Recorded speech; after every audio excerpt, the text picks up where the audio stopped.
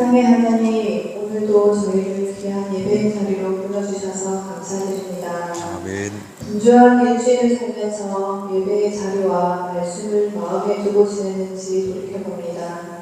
우리는 매일 세상 가운데 사람들과 살아가지만 말씀을 붙들기보다 현실을 먼저 보기도 하고 때로는 하나님보다 사람을 더 의지하기도 할 것 같습니다. 하나님, 연약한 우리를 날마다 눈동자같이 지켜 보호하여 주시고 우리의 중보자가 되어주시니 감사드립니다. 아멘. 하나님과 더 친밀한 사이가 될 수 있게 날마다 기도와 말씀으로 세단장하는 우리가 되게 하여 주시옵소서. 아멘. 성금과 교회를 세우시고 이 교회를 통하여 하나님 나라를 알게 하시니 감사드립니다. 특별히 몸과 마음이 아픈 성도들을 위하여 위로하여 주시고 치료의 하나님으로 도와여 주시옵소서. 아멘. 또한 세우신 목사님과 목사님 가정에 하나님 축복을 내려주시옵소서. 아멘. 어린이를 사랑하시는 하나님, 교회 학교 친구들이 어려서부터 하나님을 아는 지혜로 다듬어지게 하시고 자라면서 하나님 나라의 사명을 잘 발견해 나갈 수 있게 인도하여 주시옵소서. 아멘. 아기 예수를 이 땅에 보내 온 세상을 구원하기 원하신 하나님, 대림절 기간을 맞아 예배당을 바꾸어 주신 손길 위에 축복하여 주시고 우리가 보여지는 이미지를 통하여 예수 탄생의 축복의 날을 잘 맞을 수 있도록 하여 주시옵소서. 아멘. 오늘 목사님께서 말씀을 전하실 때에 마음속에 작은 겨자씨 하나씩 뿌려져서 일주일을 살아갈 방향이 되게 하여 주시옵소서. 아멘. 살아계시고 이 시간도 우리를 살피시는 예수 그리스도의 이름으로 기도드리옵나이다. 아멘. 오늘 주시는 하나님 말씀은 베드로후서 1장 19절입니다. 제가 봉독해 올리겠습니다. 또 우리에게는 더 확실한 예언이 있어 어두운 데를 비추는 등불과 같으니 날이 새어 샛별이 너희 마음에 떠오르기까지 너희가 이것을 주의하는 것이 옳으니라. 아멘.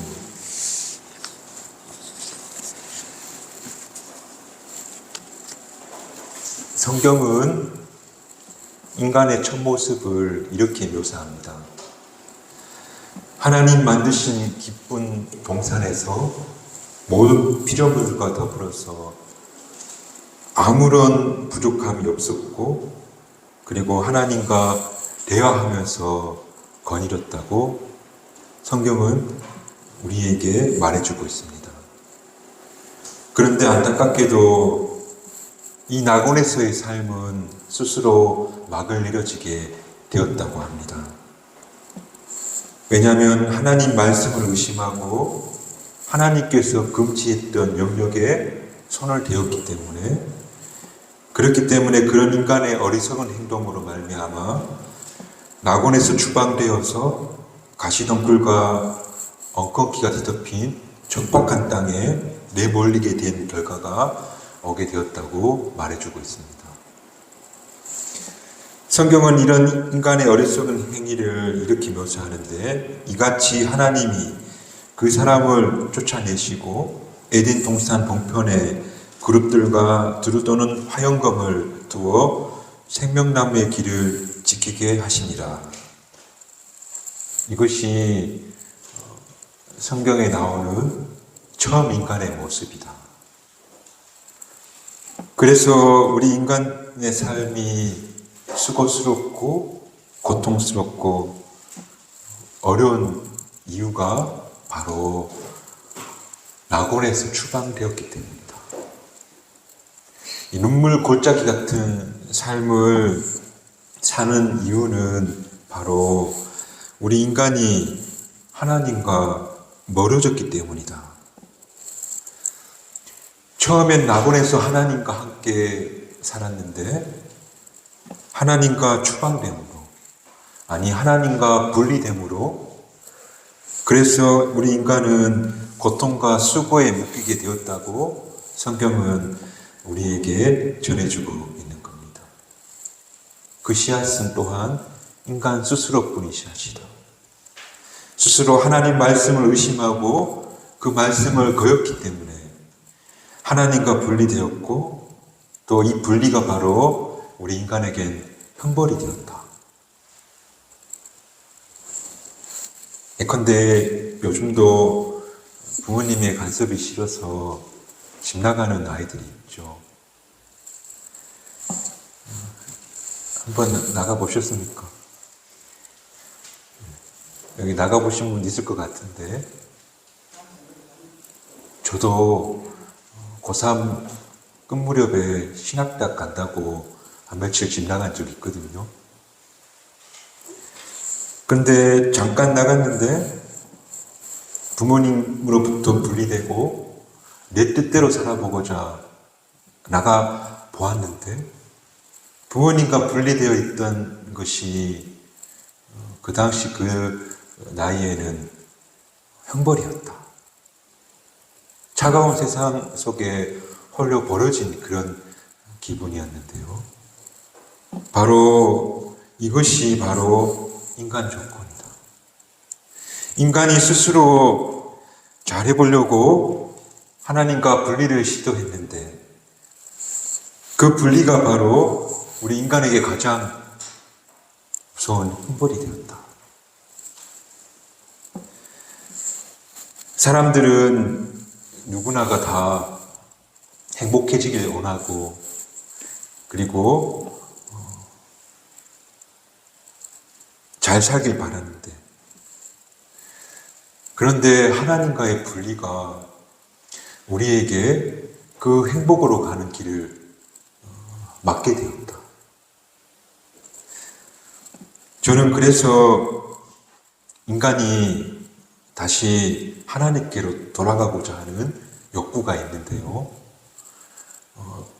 그 욕구가 만들어낸 것이 저는 문화, 예술, 그리고 철학까지도 이 모든 것들이 꿈꾸고 있는 것이 바로 하나님입니다. 우리식으로는 하나님인데 세상식으로 이야기하자면 유토피아를 꿈꾸는 거겠죠. 여튼 우리 인간들의 마음속에는 다시 낙원으로 돌아가고 싶은, 그러니까 하나님을 다시 연합하고자 하는, 또 세상 사람들이 이야기하자면 어떤 신적 존재에 대한 경험을 꿈꾸고 있다. 제가 볼 땐 그런 꿈은 알코올 중독자도, 혹은 범죄자들도, 혹은 인생을 막 사는 마약 중독자들도 영혼에 대한 갈망과 사모가 그 마음속에 있다. 그러므로 모든 인간은, 그리고 모든 인간의 문화와 역사는 다 하나님께로 돌아가고 싶은 갈망이 있다. 그런데 안타깝게도 많은 사람들은 하나님께로 돌아가는 길을 찾지 못하고 있는데 어디로 가야, 어떤 곳에 가야 하나님께로 돌아갈 수 있고 또 낙원의 상태에 회복될 수 있는지를 못 찾고, 그런데 예수님께서는 이렇게 말씀하셨죠. 내가 곧 길이요 진리요 생명이니. 그러므로 예수님이 바로 하나님께로 돌아갈 수 있는 유일한 길이다. 그러나 또한 안타깝게도 자기 땅에 오셨는데도 자기 백성들이 그분을 영접하지 아니하였다고 성경은 말하고 있죠. 그러나 그를 영접하고 그 이름을 믿는 자에게는 하나님의 자녀가 되는 권세를 주셨다. 바로 예수님이 하나님께로 돌아가는 유일한 통로가 되신다. 우리가 다시 하나님께로 돌아갈 수 있는 길, 우리의 삶이 다시 온전해질 수 있는 그 길은 바로 예수님이라는 사실을 믿는 저와 여러분이 되시기를 주님의 이름으로 축복합니다. 정말 여러분, 우리가 이 시간 분명히 했으면 좋겠습니다. 우리가 다시 하나님께로 돌아가서 행복해질 수 있는 길, 그리고 그 길은 바로 예수 그리스도다. 하는 사실을 우리가 분명히 했으면 좋겠습니다. 또 예수 외에는 아무 대안이 없고, 그리고 저와 여러분이 예수님의 손을 붙잡았거든. 절대 놓지 말고 구하고 찾고 혹은 기어가는 한이 있어도 예수님을 붙잡고 그 길을 찾는, 하나님께로 돌아가는 길을 찾는 저와 여러분 되시기를 주님의 이름으로 축복합니다. 그렇다면 하나님께로 돌아갈 수 있는 길이 되시는 분이 예수님이라고 하셨는데, 그 예수님은 우리가 어디서 만날 수 있을까요? 오늘 우리가 함께 읽은 말씀은 그 해답을 주는데, 베드로후서 1장 19절에 또 우리에게 더 확실한 예언이 있어 어두운 데를 비추는 등불과 같으니 날이 새어 섣불이 너희 마음에 떠오르기까지 너희가 이것을 주의하는 것이 가리라. 한국말인데 어렵죠? 제가 세번역 성경으로 다시 한번 읽어드릴게요. 또 우리에게는 확실한 예언의 말씀이 있습니다. 날이 새고 샛별이 떠오를 때까지 여러분은 어둠 속에 비추는 등불을 대하듯이 이 예언의 말씀을 주의를 기울이십시오. 그러니까 이 주신 말씀, 이 하나님 말씀, 이 말씀을 어둠 속을 비추는 등불을 바라보듯이 주의 깊게 바라보면 샛별이 떠오른다.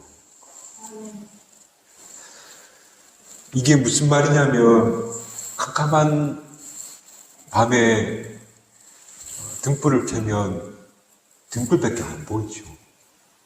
그 등불을 주의 깊게 지켜보면 거기서 샛별이 떠오른다.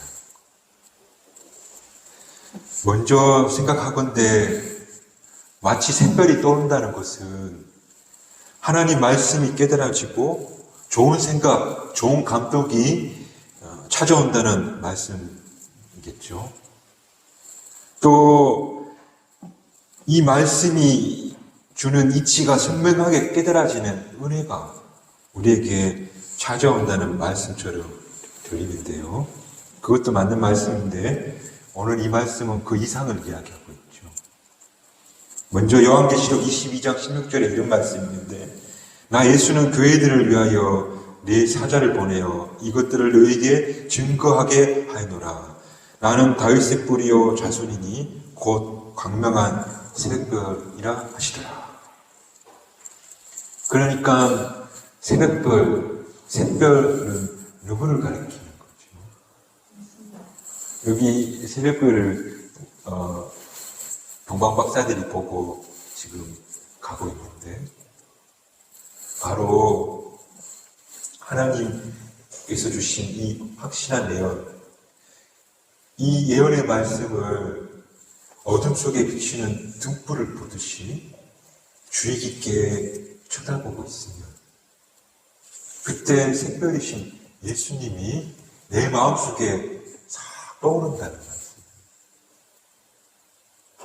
저는 오늘 이 말씀을 처음 읽었을 때 전율을 느꼈어요. 말씀을 주의 깊게 보고 있으면 예수님의 육성이 들린다는 거예요. 예수님이 내 마음에 떠올라오신다는 거예요.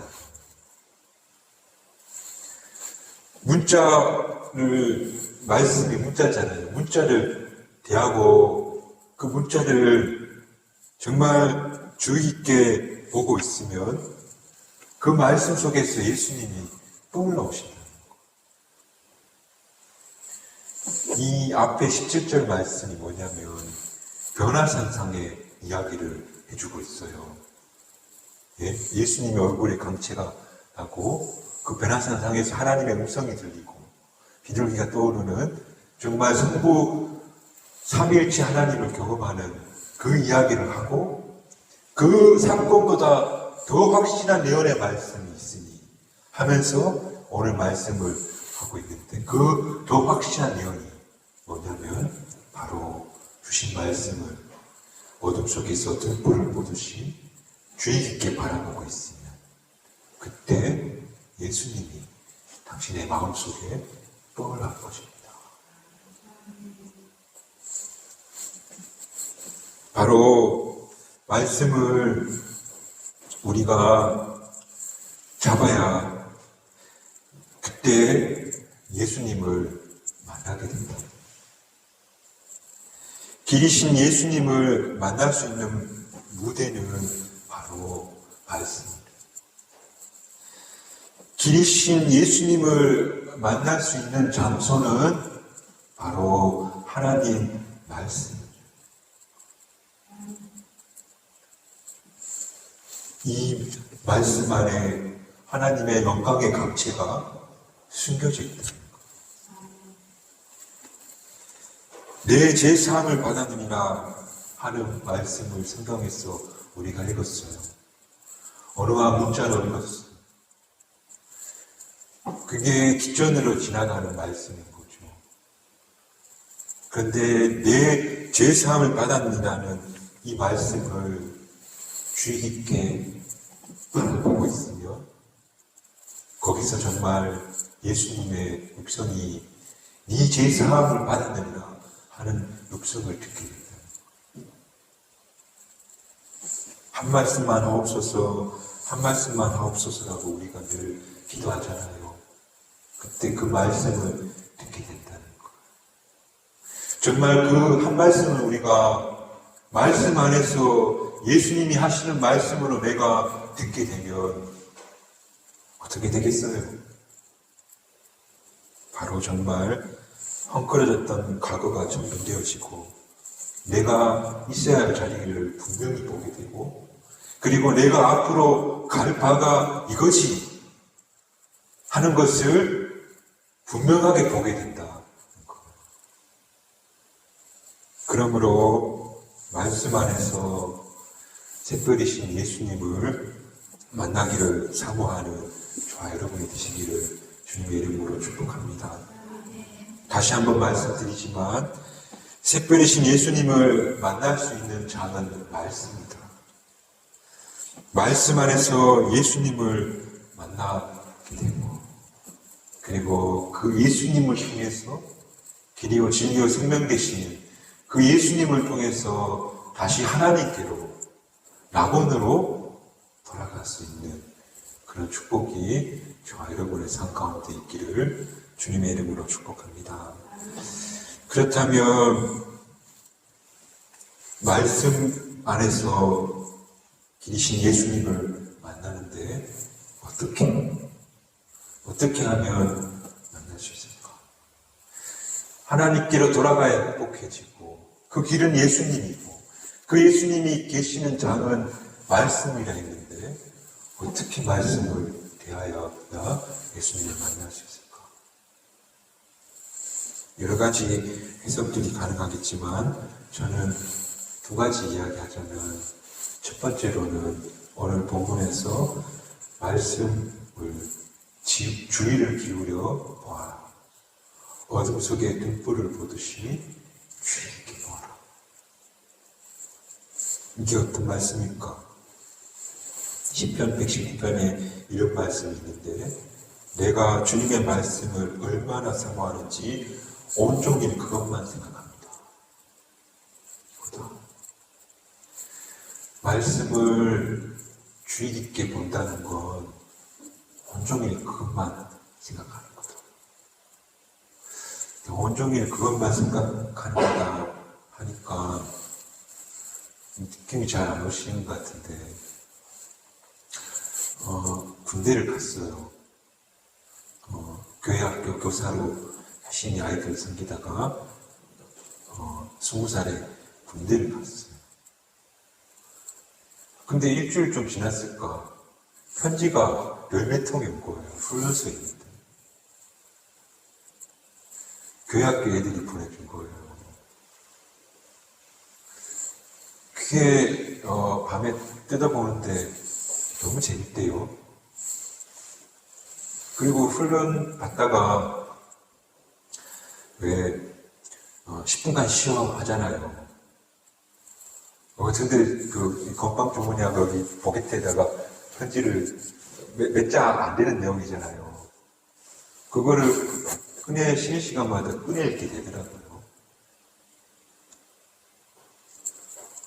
여러분, 성경을 그렇게 읽으시면, 그러니까 연애 편지 읽듯이, 또 잠깐 쉴 때마다 꺼내서 읽듯이, 이 친구가 이 글을 적을 때 어떤 마음으로 적었을까? 이봐라 하는 그런 심정으로 주머니에 늘 담고 다니다가 꺼내본다면, 우리 한국교회가 다 그렇게 성경을 읽게 된다면 아마 한국교회가 놀라운 변화가 있지 않을까. 일주일 내내 성경책이 어디 있는지도 모르다가 주일날 잠시 들고 오는 것이 아니라 정말 어둠 속을 비추는 등불을 보는 심정으로, 혹은 정말 연애 편지를 읽는 심정으로, 정말 이것이 나의 영의 양식, 정신의 양식이지 하는 심정으로 우리가 건빵 주머니에 넣고 다니는 군인처럼 시간 그 시간의 틈마다 우리가 말씀을 대한다면, 그러면 정말 길이신 예수님을 만나게 될 것이다. 연애할 때 라디오에 나오는 음악이 다 자기 노래 같고 자기 이야기 같다고 하잖아요. 그렇게 읽으면 어느 날 아브라함이 길떠나는 이야기가 내 이야기 같고, 이삭이 번제산에 누워서 있는 그 심정이 이해되는 거죠. 또 예수님을 배반했던 가룟 유다의 마음이 고운해 같고 그렇게 됩니다.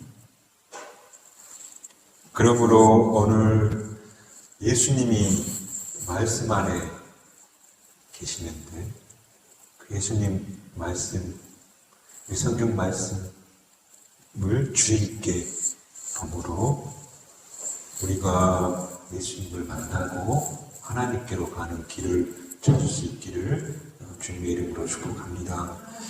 또 말씀을 주의 깊게 읽는 것이 첫 번째라면, 두 번째로는 성령의 음성을 듣고 사는 겁니다. 그러니까 성령님 감동으로 쓰여진, 성경은 성령님께서 쓰신 말씀이기에 성령 하나님 나를 이끌어 주십시오. 그리고 이 말씀이 하시는 말씀이 무엇인지를 깨닫게 해주십시오. 그러니까 기도하는 마음으로 알게 해주십시오. 이 말씀의 보고를 열어주옵소서.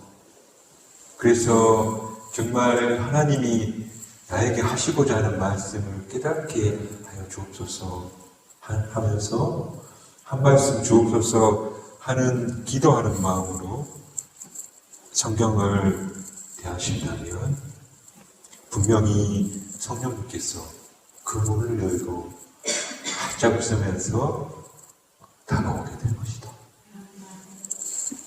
그리고 그때 우리가 살아계신 예수님을 만나게 된다는 사실을 우리가 꼭 기억하였으면 좋겠습니다.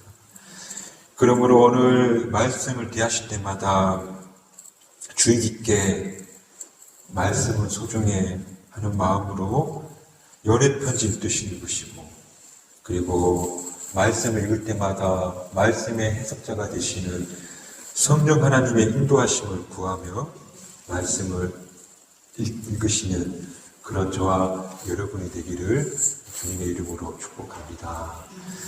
정말 마지막으로 신학교 때 노목 교수님, 목사님이 계셨는데 한국 교회사를 가르치시던 체프 시간마다 이렇게 말했습니다. 성경을 읽으십시오. 성경을.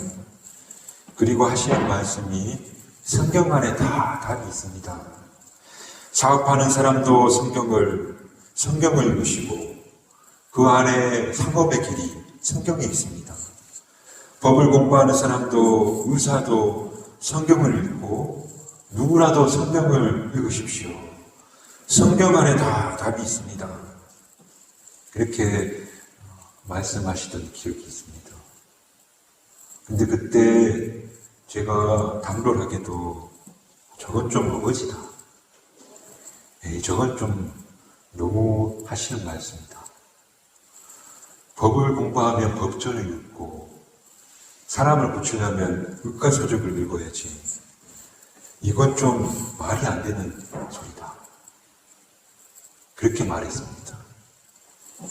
근데 지금 돌아서 생각해보니 그 말씀이 맞다. 정말 성경 속에 문자와 말이 내 문제를 풀어주는 것이 아니고 그 문자와 말을 붙잡고 있는 동안, 그러니까 주의 깊게 지켜보는 동안 인격자이신 예수님이 그리스도를 그 문자와 언어 속에서 만나게 되어지고, 그리고 예수님을 만나게 되면 내 안에 있는 모든 문제들, 근심들, 또 불안들 쭉 개선되어집니다.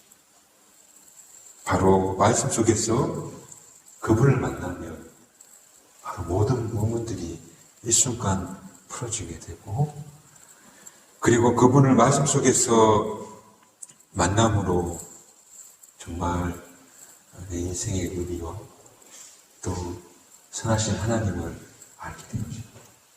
그런 길이 되기에. 그래서 당신도 성경을 읽어야 됩니다. 누구라도 성경을 읽으십시오. 그리고 예수님을 만나십시오. 그러면 다시 하나님께로 돌아가 낙원에서 그분과 거리게 되는 그런 축복을 만나게 된다는 것입니다.